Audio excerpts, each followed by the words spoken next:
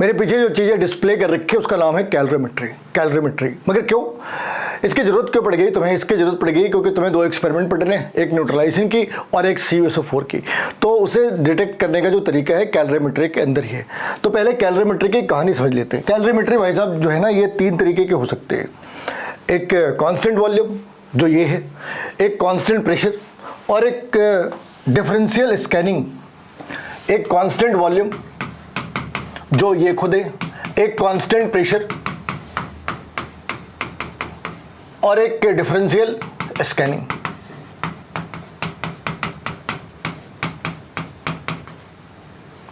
Differential scanning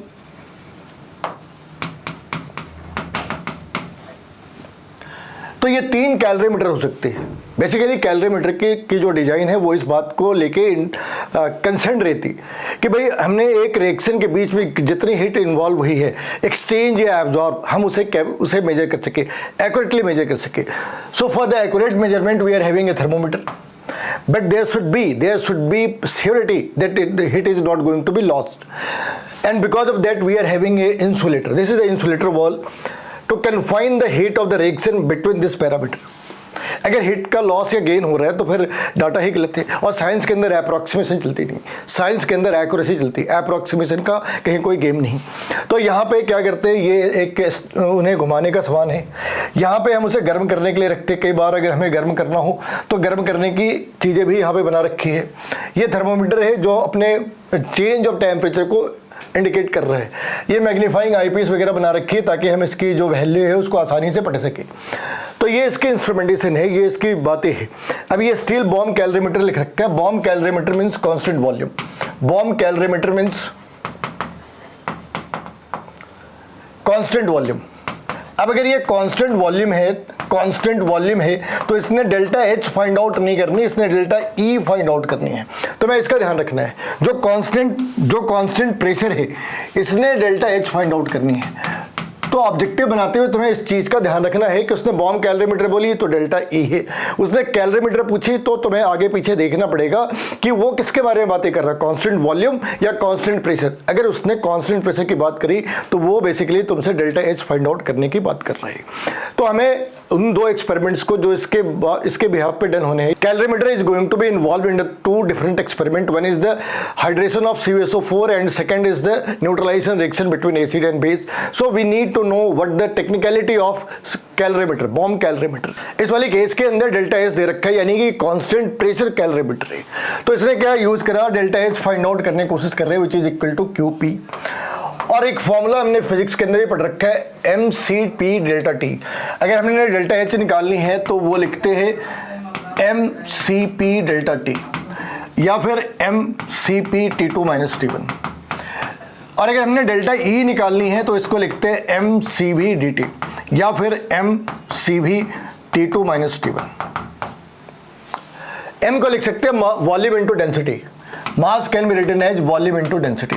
तो इस वाली पार्ट को VdCp डेल्टा T करो। तो ये इसकी मैथमेटिकल टर्मिनोलॉजी है।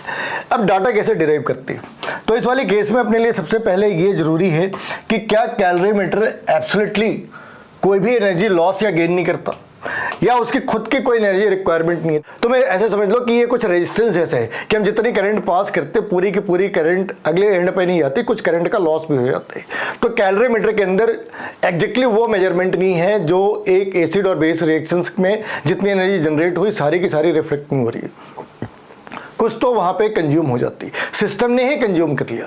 इन spite of having a perfect insulator there is a system that is going to absorb certain amount of energy that is known as calorimeter constant. तो calorimeter constant निकाले कैसे, उसे W से इंडिकेट कर रहे हैं, निकाले कैसे। तो हमने क्या करा, एक एक्सपेरिमेंट ली कि कैलोरीमीटर है, मान लो कैलोरीमीटर को सिंपल वे में हमने ऐसे लिख दिया, इस कैलोरीमीटर के अंदर कोल्ड वाटर है और हमने इसमें मिक्स करी हॉट वाटर, हमने इसमें मिक्स कर दी हॉट वाटर। तो हॉट वाटर ने जितनी एनर्जी लूज करी उतनी एनर्जी को कोल्ड वाटर ने और कैलोरीमीटर ने एब्जॉर्ब करी। Heat loss is equal to heat gain, ठीक है ना। तो heat loss is equal to heat gain, तो यहां पे ऐसे लिखा है this is going to lose lost heat loss and this is they are going to gain the energy. Heat gain. अब इनको अलग अलग डिफाइन करा। Enthalpy change of the calorimeter, जो उसके स्टीयरिंग है, जो हमने स्टीर करने के लिए रखा हुआ है, और जो थर्मोमीटर है, इन दोनों की plus enthalpy change due to the cold water. CP1 means it's a heat capacity of calorimeter. ये कैलोरीमीटर की हीट कैपेसिटी है। तो CP क्या है? It's a heat capacity of water. It's a heat capacity of water.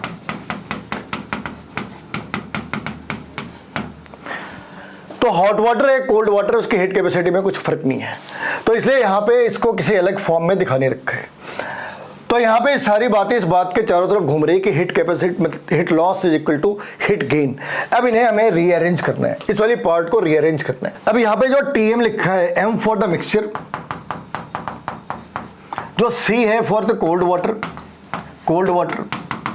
और जो H है, तो मैं यहां पे H भी दिखेगा, ये है हॉट वाटर। जो MCP है, इसे W भी लिख सकते हैं। MCP mass into heat capacity of the calorimeter is going to be calorimetric constant. जैसे फाइंड आउट करना है, तो ये कैलोरीमेट्रिक कांस्टेंट है। अब इसे वापस देखो, यहां पे ये M की जगह लिख सकते हैं ना VDCP। तो D into CP, D for the water, अगर हम वाटर के केस में ले तो D कितनी है, D इंटू CP कितनी है, डेंसिटी कितनी है इसकी 1, तो उसे 4.18 से मल्टीप्लाई कर दो, ये वैल्यू कितनी आ गई 4.184। तो इस सारी पार्ट को लिख सकते हैं 4.184 multiplied by TM into TM minus TC, और यहाँ पे जो V का पार्ट था वो रह जाना है, जो V कोल्ड वाटर है वो रह जाता है। वैसे ही यहाँ पे V हॉट वाटर रह जानी है इस वाली केस के अंदर में, और TM minus TC, M means mixture minus, ये मिक्सचर माइनस कोल्ड वाटर। अब ये कैलोरीमेट्रिक कांस्टेंट फाइंड आउट करने के तरीके हैं, ऑब्वियसली बात है वो गिवन होते हैं, लेकिन चलो ये एक्सपेरिमेंट का पार्ट है, तो हमें ये इस बात को अभी ये कैलोरीमेट्रिक कांस्टेंट एक गिवन पैरामीटर है, लेकिन अगर ये एक्सपेरिमेंटल पार्ट है तो हमें मालूम होना चाहिए कि आखिर ये चीज़ें फाइंड आउट कैसे करते हैं, इनकी प्रोसीजर क्या है। तो ये इनके प्रोसीजर है। कैलोरीमेट्रिक कांस्टेंट फाइंड आउट करने के बाद जो दूसरा काम है, वो काम है डेल्टा H डिसोल्यूशन या delta H of solution, delta H dissolution of CuSO4। यहां पे 2-3 बातों का ध्यान रखना है। इसकी वेट केयरफुली मेजर करनी है। Weight should be measured carefully. मगर क्यों? इसलिए कि ये हाइग्रोस्कोपिक है, ये हाइग्रोस्कोपिक है, यानी तुमने 2 ग्राम ले रखी थी, तुम्हें ऐसा लगा कि 2 ग्राम है, लेकिन जब तुम वेट कर रहे थे तो उसने मॉइस्चर एब्जॉर्ब कर लिया और अब वो 2.3 ग्राम हो गई। या फिर जो तुमने 2.3 ग्राम ले रखा है वो एक्चुअली कॉपर सल्फेट है ही नहीं, वो कॉपर सल्फेट की जगह कॉपर सल्फेट प्लस वाटर है, semi hydrated, deca hydrated, deci hydrated, कुछ भी है, मगर है तो सही। तो यहाँ पे इस चीज़ का ध्यान रखना है। अब ये सारी कहानी अगर पिक्चर के फॉर्म में डाले तो समझ लो ये अपनी कैलोरीमेट्री है, ठीक है, ये अपनी कैलोरीमेट्री है, एक सिंपल सा फॉर्मेट है। तुमने सबसे पहले इसकी W फाइंड आउट करी। अभी एक्सपेरिमेंट करा कि W कैसे फाइंड आउट करते हैं, तुमने इसकी W फाइंड आउट कर लिया। इसमें तुमने 100 ml पानी डाल दिया, ठीक है, और यहाँ पे बहुत कम अमाउंट में, मान लो तुमने 2 ग्राम 3 ग्राम ऐसे करके यहाँ पे तुमने डाल दी CuSO4, एनहाइड्रस CuSO4 डाला, एनहाइड्रस CuSO4 डाला। जब तुमने W मेजर करी थी उस टाइम पे T1 था। जब तुमने इसमें डाला और उसके बाद तुमने इसे स्टीयर करा अच्छे से, तब तक जब तक ये पूरी तरीके से डिजॉल्व नहीं होगी, फिर से तुमने T2 फाइंड आउट कर ली कि T2 कितनी है। तो अभी क्या है, 2 जगहों पे हीट चेंज है, एक तो सॉल्यूशन के अंदर और दूसरा जो बीकर है या जो W है, क्योंकि हमने W एज्यूम कर लिया कि W हमने कैलकुलेट कर रखी है, ठीक है ना, जो पीछे एक्सपेरिमेंट में करा था। अब अगर इक्वेशन वाली पार्ट को ध्यान से देखी तो यहाँ पे हमने क्या करा भाई, 2 चीज़ों के अंदर हीट चेंज हो सकती है, एक तो CuSO4 सॉल्यूशन के अंदर और दूसरी कैलोरीमीटर के अंदर, और इन दोनों की कॉन्ट्रीब्यूशन हमें enthalpy change in the solution में देखनी है। मान लिया हमने T2 से T1 इनकी राइज इन द टेम्परेचर है, T2 माइनस T1, T1 अपना इनिशियल टेम्परेचर है, T2 अपना फाइनल टेम्परेचर है। अगर T2 माइनस T1 करिए तो वो हम डिफरेंस फाइंड आउट कर सकते हैं। तो यहाँ पे ये जो पार्ट है, ये पार्ट बेसिकली अगर T2 माइनस T1 करे तो ये कैलोरीमीटर का हिस्सा है, ये कैलोरीमीटर की कॉन्ट्रीब्यूशन है, और ये पार्ट अपना सॉल्यूशन है। कौन सा सॉल्यूशन? कॉपर सल्फेट का सॉल्यूशन। ये कॉपर सल्फेट का सॉल्यूशन है। तो यहाँ पे जो हीट लिबरेट करी, ये जो पार्ट है इसे हमें इसके मॉलिक्यूलर वेट से डिवाइड करना पड़ेगा। 249.5 ग्राम से डिवाइड करना होगा, क्योंकि हम जब उसकी निकाल रहे हैं पर ग्राम के हिसाब से निकाल रहे हैं।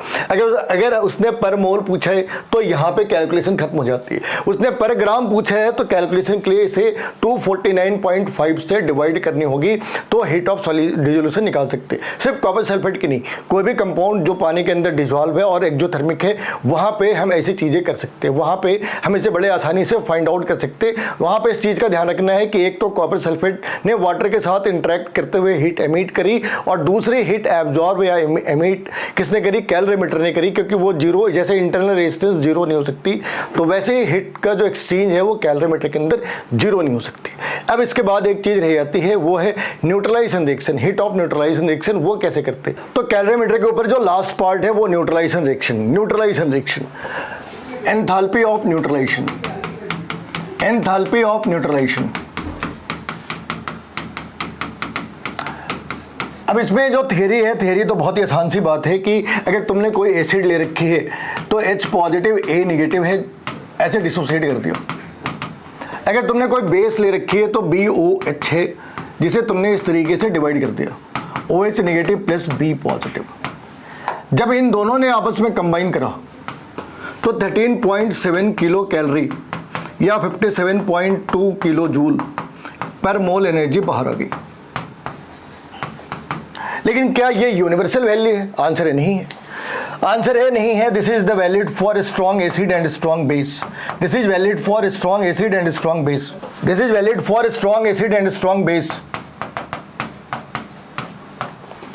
तो बाकी जो कॉम्बिनेशन है वहां पे ये वैल्यू इतनी नहीं होगी। तो अब ऐसी बात है कि अगर ये वैल्यू मैक्सिमम है या मिनिमम है, ये मैक्सिमम वैल्यू है। अगर इनमें से कोई भी weak acid plus strong base या weak base plus strong acid है, या फिर weak acid plus weak base है, इन सारी जगहों पे सम अमाउंट ऑफ एनर्जी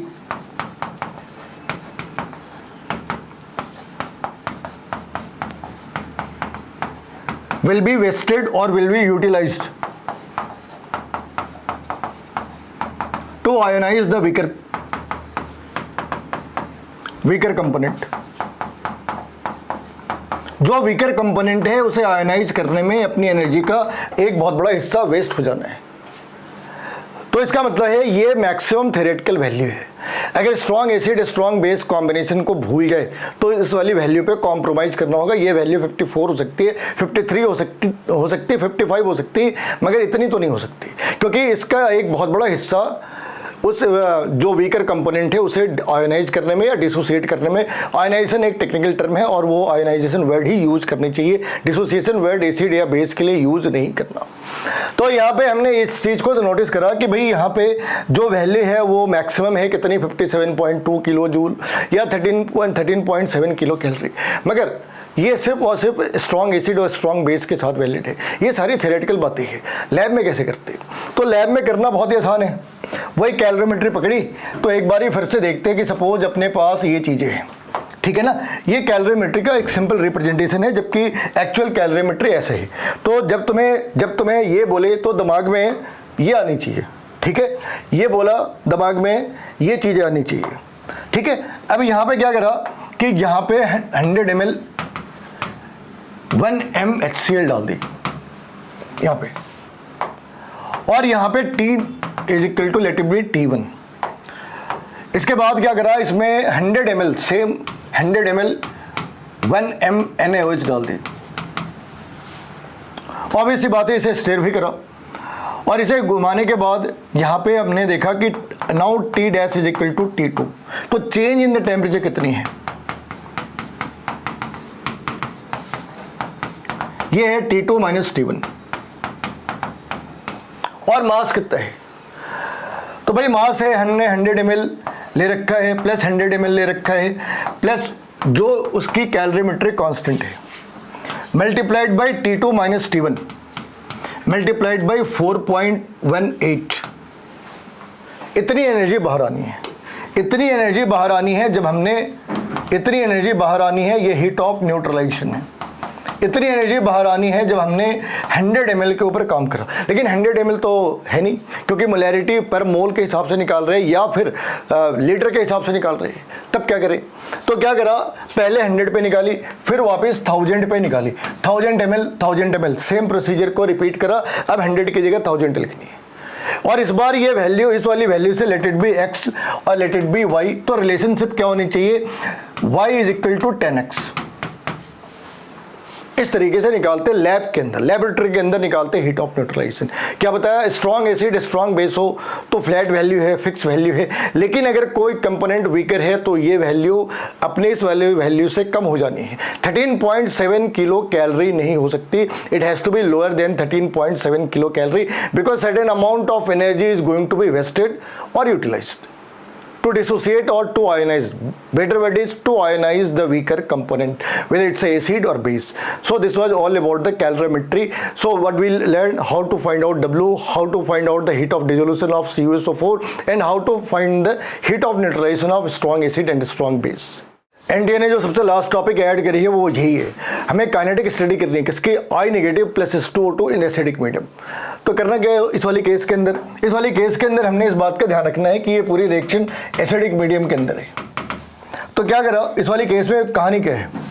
कहानी ये है कि भाई अपने पास दो रिएक्शन है। एक रिएक्शन है I negative plus H2O2 in presence of acidic medium. This is going to generate I2। और इसकी अपोजिट रिएक्शन क्या है? हमने क्या करा, I2 को H2O3 2 नेगेटिव, H2O3 2 नेगेटिव के साथ रिएक्ट कराई। तो इसने क्या जनरेट करा? S4O6 2 negative plus I negative. ये दोनों एक दूसरे के अपोजिट रिएक्शन है। अब कहानी कहाँ से स्टार्ट होती है? कहानी स्टार्ट होती है कि अगर आयोडीन है सॉल्यूशन के अंदर, अगर आयोडीन है सॉल्यूशन के अंदर तो स्टार्च के साथ इसने इंटेंस ब्लू कलर देने हैं, इसने intense blue colour compound generate करने हैं, ब्लू कलर सॉल्यूशन जनरेट करने हैं। तो दो अपोजिंग फोर्सेस है। अगर हमने थायोसल्फेट ज़्यादा रखी तो आयोडीन कम है, आयोडाइड ज़्यादा है। और अगर हमने KI ज़्यादा यूज करी तो एक पॉइंट के ऊपर में I2 मॉलिक्यूल्स ज़्यादा होने हैं। तो ये इन दोनों के बीच की बैलेंसिंग है। हमने क्या करना है कि जो ब्लू कलर है उसके अपीयर होने, पहली बार जब वो अपीयर होते और जब वो सेकेंड टाइम अपीयर होते, सेकेंड टाइम जब वो अपीयर होते, पहली बार कब अपीयर होगा? जैसे ही रिएक्शन स्टार्ट हो गई, आयोडीन और स्टार्च से उसने ब्लू कलर दिए। लेकिन जब तुमने थायोसल्फेट की सॉल्यूशन डाल दी तो वो जब तक थायोसल्फेट है वो ब्लू नहीं होना। एक बारी थायोसल्फेट पूरी तरीके से खत्म हो गई, वापस they are going to regain the blue colour. तो ये first time blue colour appearance होने में और सेकेंड टाइम अपीयर होने में जो टाइम लगता है उस टाइम को हमने नोट डाउन करना है, टाइम लैप्स को नोट डाउन करना है। And this is also known as clock reaction. इसका एक नाम है क्लॉक रिएक्शन, इसका एक नाम है क्लॉक रिएक्शन। तो ये सारी खेल इस बात के ऊपर है कि ब्लू कलर कब पहली बार कब आती है, दूसरी बार कब आती है, उसके बीच का हमने टाइम निकाल लिया। तो काइनेटिक, इसमें काइनेटिक्स कहाँ पे है? काइनेटिक्स है कि किस बार वो तेजी से अपीयर होना है, किस टाइम पे और किस पॉइंट के ऊपर ये टाइम गैप कम होना है। तो इसे लैब के अंदर हमने वेरीफाई करनी है। तो लैब के अंदर वेरीफाई करने के लिए अपने पास कुछ तरीके हैं। तो अगर इसके इंस्ट्रूमेंटेशन की बात करें तो पीछे पूरी डायग्राम बना रखी है। क्या डायग्राम बना रखी है? एक 500 ml का बीकर है, लेट इट बी A, और इस बीकर के अंदर क्या ले रखी है? 25 ml H2O2 ले रखी है जिसकी वॉल्यूम स्ट्रेंथ है 3%। 25 ml 2.5 m H2SO4 ले रखी है, 5 ml स्टार्च ले रखी है, स्टार्च सॉल्यूशन ले रखी है और 195 ml वाटर ले रखी है। ठीक है, ये अपना A का पार्ट है। ये सारी चीजें A के अंदर डाल रखी है। यहाँ पे अपने पास 4 फ्लास्क है और हर एक फ्लास्क की जो वैल्यू है 250 ml की है। पहले वाली फ्लास्क यानी जो फ्लास्क बी है, फ्लास्क बी के अंदर ये चीज़ें ले रखी है 10 ml 0.04 m ये थायोसल्फेट ले रखी है, और इसके साथ 0.1 m KI 10 ml सॉल्यूशन ले रखी है, और 80 ml सॉल्यूशन ले रखी है H2। जो सी है, सी के अंदर भी सारी चीज़ें वैसी ही है, पहली पार्ट में कोई फर्क नहीं है 10 ml 0.04 m H2O3 2 नेगेटिव, लेकिन प्रॉब्लम है KI के साथ में। अभी तो 0.1 m KI ले रखा है, मगर इसकी वॉल्यूम चेंज कर दी, 20 ml कर दी, और वाटर की वॉल्यूम कम कर दी। अब ये वाटर हो गई 70 ml वाटर।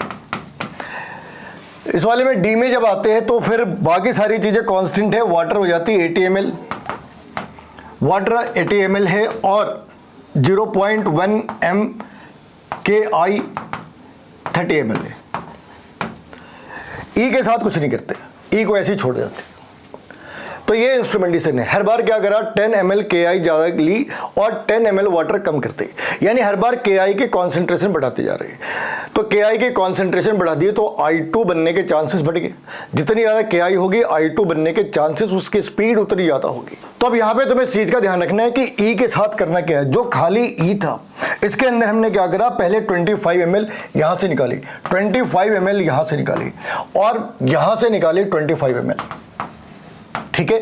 और इस वाले केस के अंदर कि तुम वॉल्यूम देखोगे तो हर एक के अंदर 100 ml है, हर एक के अंदर 100 ml है, जबकि यहाँ पे 250 ml, ये टोटल सॉल्यूशन है 250 ml, और यहाँ पे हर एक के अंदर 100 ml है। तुम हर एक को क्रॉस वेरीफाई कर लो, सबकी जो वैल्यू है वो वापस आके एग्जैक्टली 100 ही हो रखी है।